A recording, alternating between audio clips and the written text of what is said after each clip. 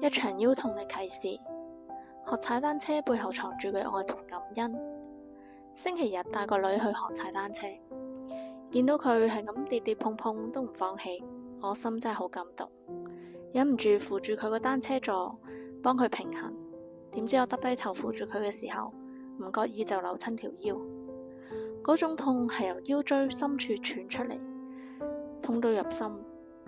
去到夜晚個痛楚越嚟越強烈，坐唔到，企唔穩，連轉身都成問題。每一下都好似觸動住我，好似重溫住當年陀 BB 嘅感覺。陀緊 BB 嗰時，我個肚越嚟越大，對腰椎壓力亦都越嚟越大。就算由床去咗廁所，都要坐住張電腦嘅碌碌凳，慢慢咁樣移動。嗰陣時每日雖然好辛苦，但都充滿甜蜜，因為每一次感受到佢喺肚入邊嗰個小生命輕輕撐住我肚皮，又或者輕微咁樣喐動嘅時候，都係一份獨特嘅幸福。琴日嘅腰痛竟然令我回憶起嗰種又痛又甜嘅時刻，當時真係覺得10月懷胎係一場挑戰，更加係一場奇蹟。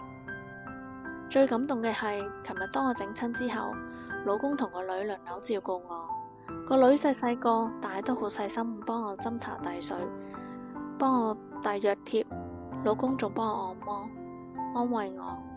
嗰刻我覺得呢份愛真係無價嘅。雖然條腰痛到我連低頭都困難，但個女學識咗踩單車，睇住佢自信滿滿咁踩住個單車，搖搖晃晃咁向前行，我知道呢一切都係值得嘅。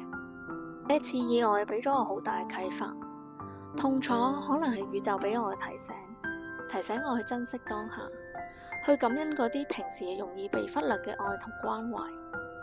腰痛雖然辛苦，但佢帶俾我嘅回憶同埋感動，就令我重新感受到咩叫幸福。回望過去同珍惜而家，原來生命嘅美好就係咁簡單而且深刻。